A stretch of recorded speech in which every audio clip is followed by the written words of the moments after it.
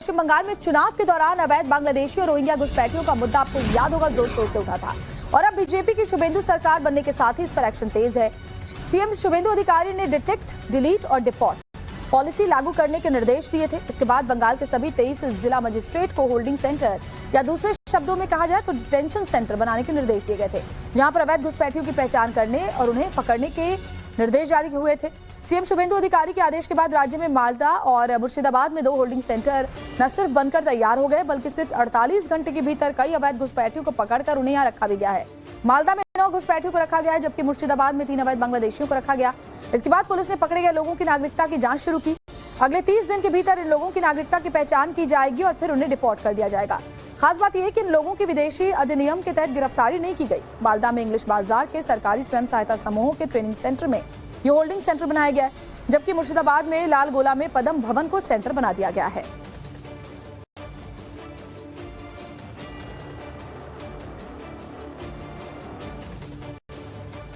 तो बंगाल में holding centres को लेकर कुछ और जानकारी आपको दूं तो देखिए, होल्डिंग सेंटर्स शुरू हो गए हैं और डिटेक्ट, डिलीट और डिपोर्ट यानी कि पहले पहचान करो, फिर उनका नाम जो है वो वोटर लिस्ट से काटो और फिर डिपोर्ट करो यानी कि उनको वापस भेजो।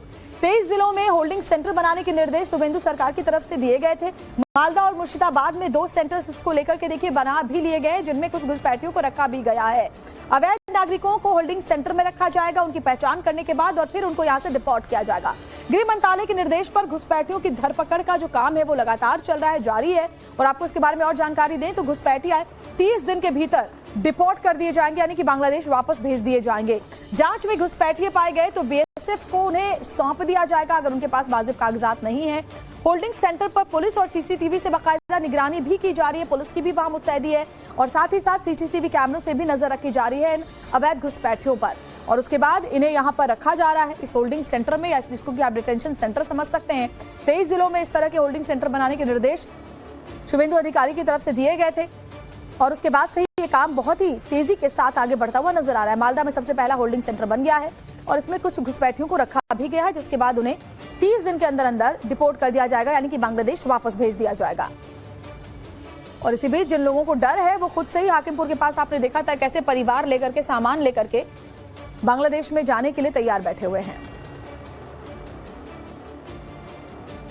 इस बीच पश्चिम बंगाल में होल्डिंग सेंटर बनाए जाने पर सियासत भी शुरू हो गई है। टीएमसी ने बंगाल सरकार पर निशाना साधते हुए कहा कि सरकार पहले बताए कि कितने लोग अब तक पकड़े गए हैं। टीएमसी सांसद बाबुल सुप्रियो ने तंज कसते हुए कहा कि असम और त्रिपुरा में भी इस तरह से राजनीति के लिए डिटेंशन सेंटर बनाए गए थे लेकिन नतीजा सिफर रहा और सरकार पहले बताए कि जिन 27 लाख लोगों के नाम काटे गए क्या वो घुसपैठिए हैं। दूसरी तरफ बीजेपी ने भी पलटवार करते हुए कहा कि सरकार जनता के पैसों पर घुसपैठियों को सुविधा नहीं दे सकती और जांच के बाद उन्हें 30 दिन के भीतर वापस भेज दिया जाएगा। कुछ होल्डिंग सेंटर वेंटर नहीं है, ये डिटेंशन सेंटर है। मैं तो पहले बोलूंगा कि जो 27 लाख वोटर को आपने वोट देने का आपने अधिकार उनसे छीन लिया, नहीं देने दिया, पहले आप बताइए कि उन 27 लाख में कितने रोहिंग्या है, कितना बांग्लादेशी है।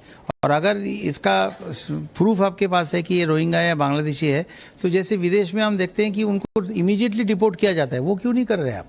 इसका जो है ये डिटेंशन सेंटर है क्या चीज़, असम में क्या इसके बारे में इसको लेके क्या क्या हुआ है वो हमने देखा है, त्रिपुरा में भी हमने देखा है। अगर आप पकड़ रहे हैं तो पहले नंबर तो बताइए कि उसके अंदर कितने रोहिंग्या कितने बांग्लादेशी है, उसके बाद आप करिए होल्डिंग। गृह मंत्री जी ने बताया था लोकसभा के अंदर डिटेक्शन, डिलीट एंड डिपोर्ट, उस नीति को हमारे माननीय मुख्यमंत्री शुभेंदु अधिकारी जी ने दोहराया है कि पश्चिम बंगाल सरकार उस नीति को सामने रखते हुए चलेगी। तो स्वाभाविक है कि उस नीति को हम पालन करेंगे। तो इसके लिए हमारी सरकार ने तय किया है कि जो बांग्लादेश से आए हुए नागरिक हैं, बांग्लादेश के नागरिक, और जो सीए के अधिकार क्षेत्र में नहीं आते उनको वापस भेजा जाएगा। वापस भेजने के लिए जेल में पकड़ के रख के पैसा खर्च करने की कोई लॉजिक नहीं है। भारत की जनता की पैसा भारत के जन नागरिक के पीछे खर्चा होना चाहिए। तो होल्डिंग कैंप जो होगा वो फॉर टाइम बीइंग होगा, यानी थोड़े से समय के लिए होगा और पुलिस बीएसएफ को सुपुर्द करेंगी उनको और बीएसएफ उस होल्डिंग कैंप से उनको अपने देश बांग्लादेश भेज। और आपको याद दिलाते हैं कि सरकार बनने के साथ ही शुभेंदु अधिकारी ने घुसपैठियों को लेकर क्या कहा था। कंप्लीटली অবৈধ অনুপ্রবেশকারী ইনফিল্ট্রেটার্স, তাদেরকে সরাসরি রাজ্য পুলিশ গ্রেপ্তার করবে এবং ডিটেন করবে এবং হ্যান্ডওভার করবে বিএসএফ এর হাতে। এবং বিএসএফ তারা বিডিআর এর সঙ্গে কথা বলে তাদেরকে ডিপোর্ট করার ব্যবস্থা করবে, অর্থাৎ ডিটেক্ট, ডিলিট, এবারে ডিপোর্ট। এই আইন আজ থেকে কার্যকর হলো। और पूजा मेहता हमारे साथ लगातार जुड़ी हुई है। पूजा, इससे पहले आपने जानकारी दी कि कैसे 24 परगना हाकिमपुर के पास बड़ी तादाद में जो लोग हैं अवैध घुसपैठी हैं बांग्लादेश वापस जाने के लिए कोशिश में लगे हुए हैं, लेकिन इसके अलावा जो डिटेंशन सेंटर बनाए गए हैं, होल्डिंग सेंटर्स बनाए गए हैं, उनको लेकर और क्या अपडेट है और कैसे इसको लेकर जमकर सियासत भी हो रही है, वो भी बताइए। देखिए, आपको याद होगा कि रविवार को ही राज्य सरकार का ऑर्डर सामने आया था कि पश्चिम बंगाल में जितने भी जिले हैं हर जिले में एक होल्डिंग सेंटर बनाया जाएगा। चूंकि शुवेंदु अधिकारी मुख्यमंत्री ने ये कहा था कि डिटेक्ट, डिलीट, डिपोर्ट, यानी कि जो रोहिंग्या या फिर जो बांग्लादेशी नागरिक जो इतने सालों से या इतने दिनों से अवैध तरीके से पश्चिम बंगाल में रह रहा था, उनकी शनाख्ती की जाएगी और उन्हें इन्हीं होल्डिंग सेंटर में रखा जाएगा। लेकिन सबसे बड़ी बात ये हमको समझनी चाहिए कि उन्हें जेल नहीं भेजकर क्यों होल्डिंग सेंटर में भेजा जा रहा है, क्योंकि जेल में अगर ज्यादा दिन रखे जाएंगे वहां पे ओवरक्राउडिंग होगी, टैक्स पेयर के पैसे से जो है वो वहां पर रहेंगे। लेकिन होल्डिंग सेंटर एक जो है टेम्पोररी जगह होगी जहां पर इनको रखा जाएगा कि जब तक उनका डिपोर्टेशन का जो प्रोसेस है वो खत्म कर लिया नहीं जाता। जैसे ही डिपोर्टेशन की प्रोसेस हो जाती है, उनको इन तमाम होल्डिंग सेंटर से उनके काउंटर पार्ट को जो है हैंडओवर कर दिया जाएगा। ऐसे में राज्य सरकार के इस आदेश के आने के बाद ही अलग अलग जिलों में होल्डिंग सेंटर बनना शुरू हो गया है। मालदा, मुर्शिदाबाद जैसे दो जो बिल्कुल सेंसिटिव जिले हैं, जहां पर बांग्लादेश से सटी हुई पोरस बॉर्डर है और बिल्कुल सेंसिटिव इलाका है, वहां पर न सिर्फ होल्डिंग सेंटर बन गए हैं, लेकिन फिलहाल और हाल ही में जितने भी बांग्लादेशी नागरिक गिरफ्तार भी हुए उन्हें वहां पर भेजने का काम भी शुरू हो गया है। बिल्कुल पूजा, आप बने रहे हमारे साथ, क्योंकि एक के बाद एक तमाम बड़ी खबरें सामने आ रही है पश्चिम बंगाल से। पश्चिम बंगाल में 24 परगना से एक और बड़ी खबर आ रही है। पुलिस ने बादुड़िया नगर पालिका के चेयरमैन और टीएमसी को 80 लाख रुपए के साथ गिरफ्तार किया है। तो टीएमसी नेता को 80 लाख रुपयों के साथ गिरफ्तार किया गया है। आरोपी चेयरमैन दीपांकर भट्टाचार्य के पास से सरकारी तिरपाल के बंडल भी बरामद किए गए। जांच के बाद दीपांकर फरार हो गया था, जिसके बाद पुलिस ने उसे गुप्त ठिकाने से धर दबोचा। पुलिस ने दीपांकर भट्टाचार्य के पार्टी कार्यालय और एक फार्म हाउस से सरकार से डिजास्टर रिलीफ के तहत मिले 4000 तिरपाल बरामद किए हैं।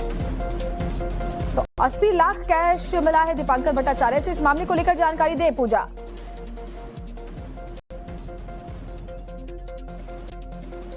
बिल्कुल, आपको बताते हैं कि तृणमूल कांग्रेस के जो म्यूनिसिपैलिटी बादुड़िया म्यूनिसिपैलिटी के चेयरमैन है और टीएमसी नेता है, उनके घर से जो है 80 लाख रुपए जो है बरामद हुए हैं। और कहा जा रहा है कि जिस इलाके से वहां पर ये रिकवरी हुई है वो कंप्यूटर सेंटर था जो वो खुद ही चलाते थे, और साथ ही जो डिजास्टर मैनेजमेंट या फिर गवर्नमेंट रिलीफ का जो तिरपाल होता है वहां से जो है बरामद हुआ है। लेकिन उससे पहले कुछ दिन पहले हमने देखा था कि पुलिस ने उनके घर पर और पार्टी ऑफिस में जो है एक रेड की थी, और रेड के दौरान भी 4000 से ज्यादा फ्लड रिलीफ के तिरपाल जो है वहां पर बरामद हुए थे। ऐसे में समझना जरूरी होगा कि ये तिरपाल वो है जो राज्य सरकार मुफ्त में उन लोगों को देते हैं जो डिजास्टर रिलीफ के लिए डिस्ट्रीब्यूट किया जाता है, या फिर अगर कभी तूफान आया या बाढ़ आया तो वैसे हालात में लोगों को दिए जाते हैं। तो जिन गरीब लोगों को जो अफेक्टेड होते हैं डिजास्टर के दौरान, तूफान के दौरान या बाढ़ के दौरान, उनके लिए जो तिरपाल बनाए गए हैं आखिरकार 4000 की संख्या में सबसे पहले उनके घर और पार्टी दफ्तर से बरामद होता है, और उसके बाद कल हमने देखा है जिस कंप्यूटर सेंटर वो खुद चलाते हैं वहां से भी तिरपाल की बरामदगी होती है, और साथ ही 80 लाख रुपए जो है बरामद। बहुत ही गंभीर ये मामला है और शुभेंदु अधिकारी ने सत्ता संभालने के साथ ही ये कह दिया था कि भ्रष्टाचार के खिलाफ सख्त एक्शन होगा, जो जमीन पर नजर भी आ रहा है। पूजा, आप हमारे साथ बने रहे। दूसरी तरफ पश्चिम बंगाल में ममता बनर्जी की पार्टी टीएमसी की देखिए मुश्किलें खत्म होने का नाम नहीं ले रही। पश्चिम बंगाल में अलग अलग 7 नगर पालिकाओं में करीब 115 टीएमसी पार्षदों ने इस्तीफा दे दिया है। अचानक से पार्षदों के इस तरह से इस्तीफे से टीएमसी के अंदर हड़कंप मच गया है। नॉर्थ बैरकपुर में नगर पालिका चेयरमैन समेत 15 टीएमसी पार्षदों ने इस्तीफा दिया। अभिषेक बैनर्जी के गढ़ डायमंड हार्बर में भी 16 में से 8 टीएमसी पार्षदों ने इस्तीफा दे दिया है। तो भाटपारा में चेयरमैन समेत सबसे अधिक 30 टीएमसी पार्षदों ने इस्तीफा दिया। इसके अलावा बलिया में 10, कांठी में 12 और हाली शहर में 16 टीएमसी पार्षदों ने इस्तीफा दे दिया है। तो पार्टी पर से विश्वास खत्म होता जा रहा है। पार्टी में आप देखिए कैसे पार्टी छोड़ने की एक तरह से कहिए तो होड़ मची हुई है। हार के साथ ही टीएमसी बिखराव के दौर में नजर आ रही है।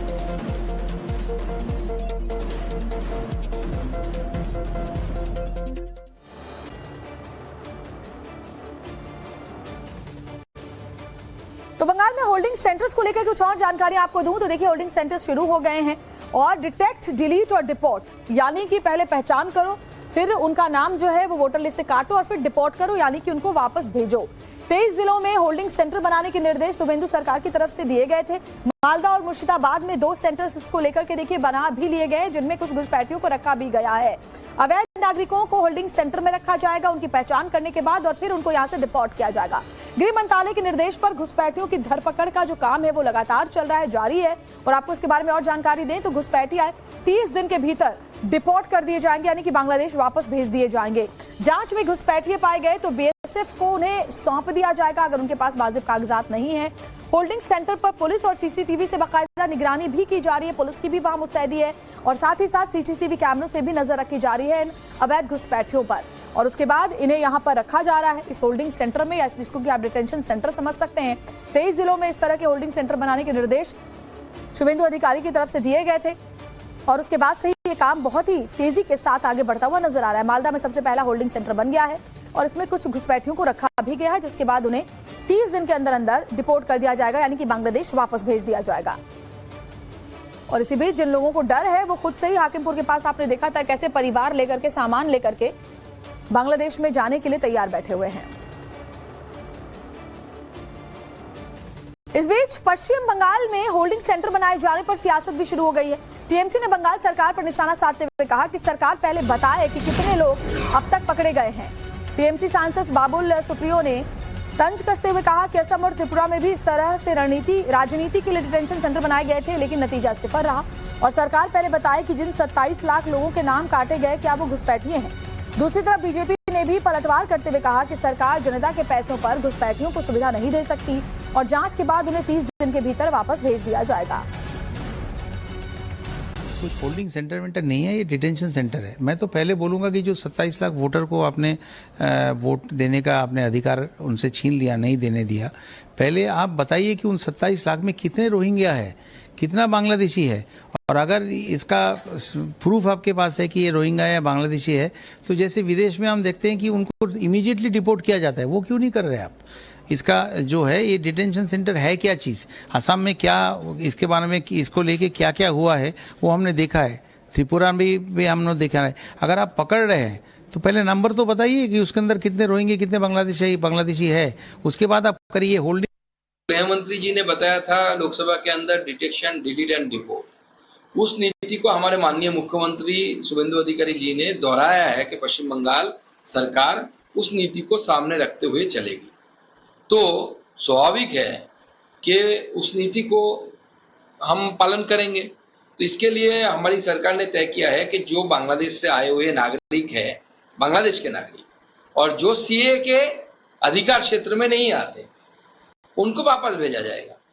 वापस भेजने के लिए जेल में पकड़ के रख के पैसा खर्च करने की कोई लॉजिक नहीं है। भारत की जनता की पैसा भारत के जन नागरिक के पीछे खर्चा होना चाहिए। तो होल्डिंग कैंप जो होगा वो फॉर टाइम बीइंग होगा, यानी थोड़े से समय के लिए होगा और पुलिस बीएसएफ को सुपुर्द करेंगी उनको और बीएसएफ उस होल्डिंग कैंप से उनको अपने देश बांग्लादेश भेजेगी। और आपको याद दिलाते हैं कि सरकार बनने के साथ ही शुभेंदु अधिकारी ने घुसपैठियों को लेकर क्या कहा था। কমপ্লিটলি অবৈধ অনুপ্রবেশকারী ইনফিল্ট্রেটার্স তাদেরকে সরাসরি রাজ্য পুলিশ গ্রেপ্তার করবে এবং ডিটেন করবে এবং হ্যান্ডওভার করবে বিএসএফ এর হাতে এবং বিএসএফ তারা বিডিআর এর সঙ্গে কথা বলে তাদেরকে ডিপোর্ট করার ব্যবস্থা করবে, অর্থাৎ ডিটেক্ট, ডিলিট, এবারে ডিপোর্ট। এই আইন আজ থেকে কার্যকর হলো।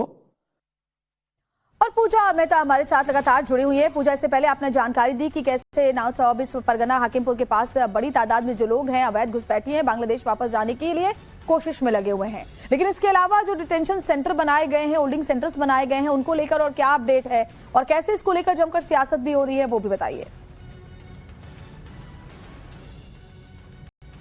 देखिए, आपको याद होगा कि रविवार को ही राज्य सरकार का ऑर्डर सामने आया था कि पश्चिम बंगाल में जितने भी जिले हैं, हर जिले में एक होल्डिंग सेंटर बनाया जाएगा। चूंकि शुवेंदु अधिकारी मुख्यमंत्री ने ये कहा था कि डिटेक्ट, डिलीट, डिपोर्ट, यानी कि जो रोहिंग्या या फिर जो बांग्लादेशी नागरिक जो इतने सालों से या इतने दिनों से अवैध तरीके से पश्चिम बंगाल में रह रहा था, उनकी शनाख्ती की जाएगी और उन्हें इन्हीं होल्डिंग सेंटर में रखा जाएगा। लेकिन सबसे बड़ी बात ये हमको समझनी चाहिए कि उन्हें जेल नहीं भेजकर क्यों होल्डिंग सेंटर में भेजा जा रहा है। क्योंकि जेल में अगर ज्यादा दिन रखे जाएंगे, वहां पे ओवरक्राउडिंग होगी, टैक्स पेयर के पैसे से जो है वो वहां पर रहेंगे। लेकिन होल्डिंग सेंटर एक जो है टेम्पोररी जगह होगी जहां पर इनको रखा जाएगा कि जब तक उनका डिपोर्टेशन का जो प्रोसेस है वो खत्म कर लिया नहीं जाता। जैसे ही डिपोर्टेशन की प्रोसेस हो जाती है, उनको इन तमाम होल्डिंग सेंटर से उनके काउंटर पार्ट को जो है हैंडओवर कर दिया जाएगा।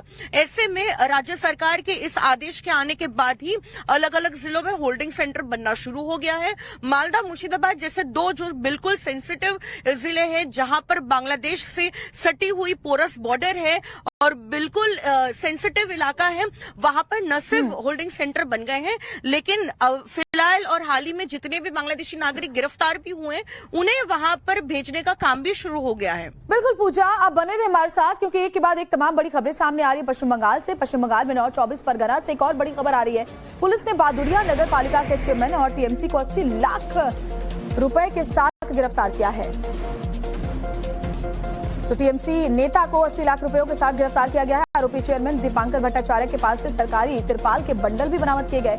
जांच के बाद दीपांकर फरार हो गया था, जिसके बाद पुलिस ने उसे गुप्त ठिकाने से धर दबोचा। पुलिस ने दीपांकर भट्टाचार्य के पार्टी कार्यालय और एक फार्म हाउस से सरकार से डिजास्टर रिलीफ के तहत मिले 4000 तिरपाल बरामद किए हैं। तो 80 लाख कैश मिला है दीपांकर भट्टाचार्य से। इस मामले को लेकर जानकारी दें पूजा।